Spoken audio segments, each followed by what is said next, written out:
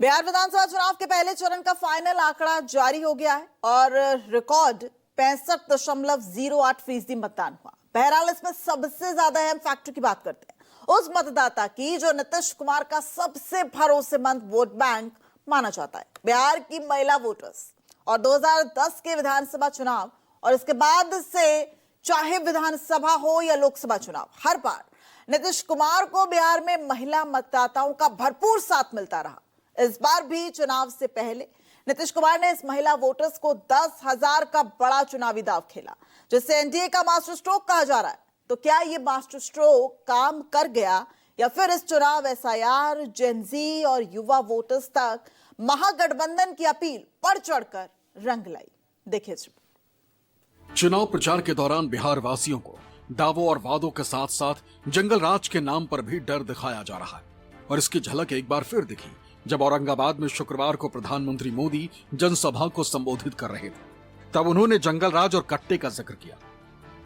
RJD ने कांग्रेस को सिर्फ वही सीटें दी जहां वो 35-40 साल से नहीं जीत पाई है। आरजेडी ने कांग्रेस की कनपट्टी पर कट्टा रखकर मुख्यमंत्री पद की उम्मीदवारी भी चोरी कर ली। ये जंगल राज वालों का खतरा है। ये अभी से बच्चों तक को रंगदार बनाने की बातें कर रहे हैं, खुलेआम कर रहे हैं।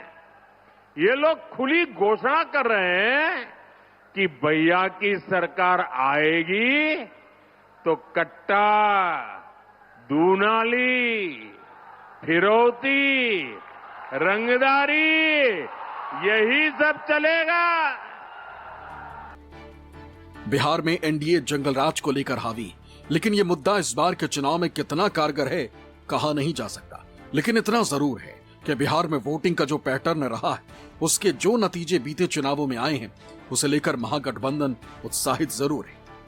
यहाँ सवाल ये कि क्या वाकई बिहार में वोटिंग प्रतिशत में इजाफा हुआ है या फिर यह सिर्फ तकनीकी वजहों से दिखाई देता है। इसे समझने की जरूरत है, क्योंकि इसमें एसआईआर एक अहम फैक्टर रहा है। एसआईआर से पहले बिहार में कुल 7,89,00,000 मतदाता थे। एसआईआर प्रक्रिया में कुल 68,66,000 मतदाताओं का नाम हटा दिया गया। 22,34,000 लोग मृत मिले। 6,85,000 का 2 जगह नाम था, जबकि 36,44,000 दूसरे जगह शिफ्ट हो गए। ड्राफ्ट वोटर लिस्ट से 3,66,000 नाम काटे। बिहार की फाइनल वोटर लिस्ट में 7,42,00,000 मतदाता बचे, यानी एसआईआर से बिहार में करीब 47 लाख मतदाता कम हो गए। अगर 47 लाख वोटर 2020 के मुकाबले कम हुए तो इसका एक अर्थ यह भी निकलता है कि अगर 2020 से जितने मतदाताओं ने ही इस बार वोट किया तो वोट प्रतिशत बढ़ जाएगा। बड़ी संख्या में महिलाएं निकली।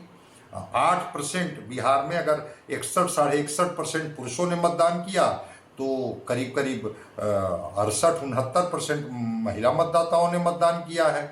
तो 8% अधिक महिलाओं का निकलना इस बात का संकेत है कि महिलाओं के हिस्से में जो वेलफेयर स्कीम्स चल रहे हैं और जो आगे के लिए जो घोषणाएं की जा रही हैं, इससे महिलाएं काफ़ी उत्साहित और काफ़ी प्रभावित हैं। और तब वो अधिक से अधिक संख्या में निकली और जा करके अपना मतों का प्रयोग की। तो बम्पर वोटिंग के कई मायने हैं बिहार में, जिसको हम अलग अलग तरीके से देख सकते हैं। हालांकि बम्पर वोटिंग के पीछे एनडीए नेताओं का अलग ही तर्क है, जिनका दावा है कि नीतीश के सुशासन को बिहार की जनता ने स्वीकार किया, जबकि जंगल राज से किनारा किया। कल का जो वोट परसेंटेज है वो बता रहा है कि प्रो इनकम्बेंसी है। लगातार पीछे से जो लोग बोल रहे थे एंटी इनकम्बेंसी है, ये वोट तब बढ़ते हैं जब लोग सरकार से खुश हैं और खुश होकर के ये सोच करके नहीं, इस सरकार को जाने नहीं देना है, जंगल राज को आने नहीं देना है। जो लोग छठ माँ को जो लोग ड्रामा बता रहे हैं उनको सबक सिखाना है, तब ये होता है। हम बिहार के आभारी।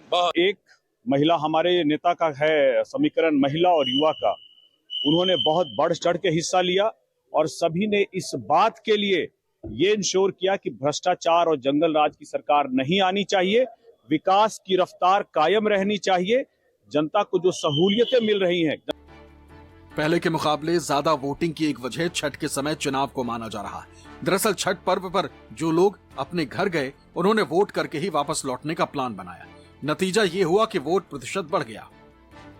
प्रवासी मजदूर हैं जो बहुत बड़ी संख्या में छठ के बाद रुके हुए हैं, उन्होंने अपना और अपने परिजनों का, अपने मित्रों का जो वोट कराया है उसने सबको सरप्राइज किया है। और जितने लोग ये बैठे हुए थे कि महिलाओं को 10,000 पैसा मिल गया और उसी से हम लोग जीत जाएंगे, इन चुनाव में महिलाएं तो हैं ही, लेकिन महिलाओं से बढ़कर प्रवासी मजदूर एक्स फैक्टर है। इस चुनाव का एक्स फैक्टर प्रवासी मजदूर हैं। वो क्या कर रहे हैं, वो अपने दोस्तों, मित्रों, परिवार वालों से कैसे वोट करा रहे हैं, इसी से बिहार का चुनाव तय होगा। इससे सबसे अलग एक राय ये कि चीजें पहले से ही काफी बदल गई।